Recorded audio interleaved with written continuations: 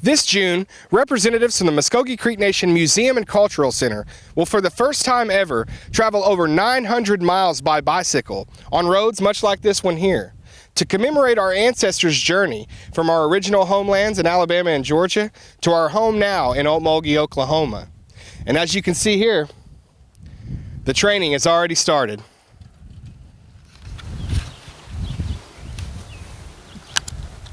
That's right, Museum Director John Beaver will climb aboard his Trek 520 touring bike and make his way through Creek history. He talked with us about the museum's objective when conceptualizing the idea. We're actually want to do a project that was culturally relevant, but that also sort of encompassed physical health as well. But in terms of this project, we know that there are similar projects out there, but not one really like this at Creek Nation.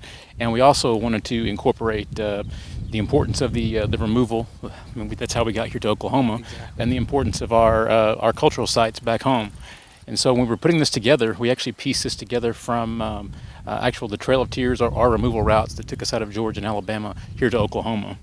So when we were putting this together, we wanted to not just to be about the removal and the Creek Trail of Tears, but also to bring in our cultural sites back in Georgia and Alabama, and this to be a really educational and sort of interactive experience with not just our department, with the departments, and also for tribal members. Beaver also explained why education concerning Creek homelands is not only important to our people, but those that call it home today.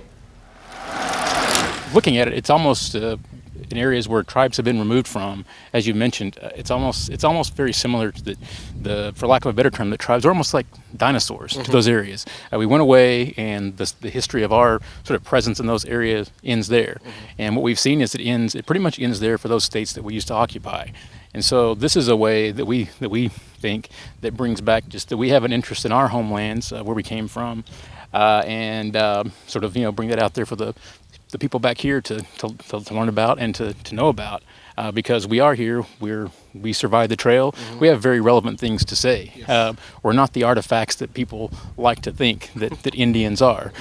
We again, I mean, we have very strong ideals. If we didn't have strong ideals and inner strength, we wouldn't have survived the trail. And to me, and for our department and the way we think for the tribe, that's something to be proud about. Everything about the tour is culturally relevant, from the significance of the stops they make to the event logo itself.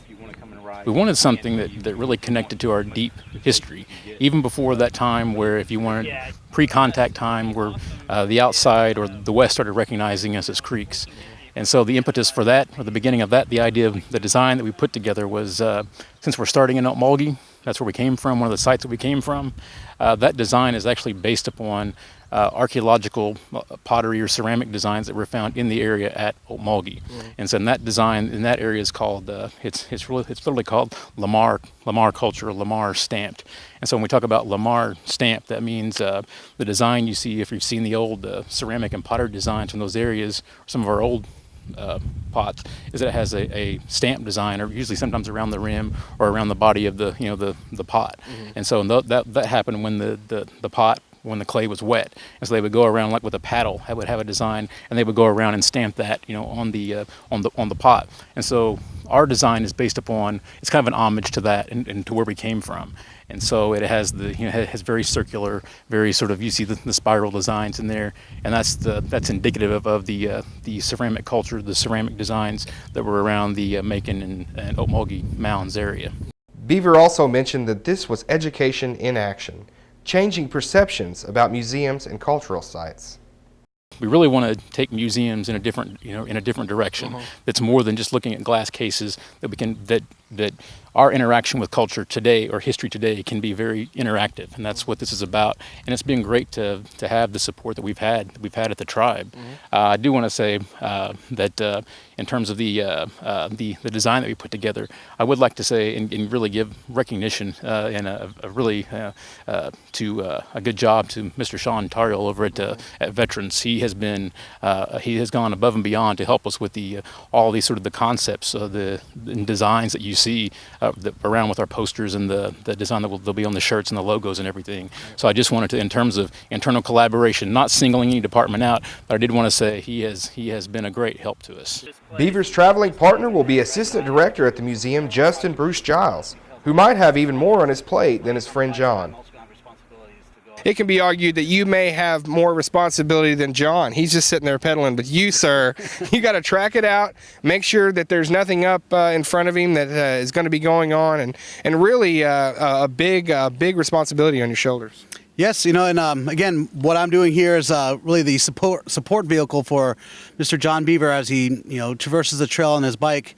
So I will be hauling all of our camera equipment, recording equipment, our laptops, our cell phones, our spare bike, and all the other parts in case we have any troubles or issues on the road, such as, God forbidding he falls down, skins his knee, or, of course, they'll anticipate any blown tires or anything we need to go ahead and switch out along the way there. This project, we feel, is obviously really in line with our museum statement, our mission statement, I should say. We're all about, trying to present our history in a way that it's really more participatory than something in an old-style type of museum where you come in and you just see objects and glass cabinets and you read about it. Activities such as this, projects such as this, really makes a museum without walls. A museum can do these sort of activities with the same intent that you would have if you're visiting an exhibit, where you go out and actually participate in the actual spaces and sites and historical places that we're going to be visiting, where you come and actually get a feel and then really a true sense of the history and the places where we're from.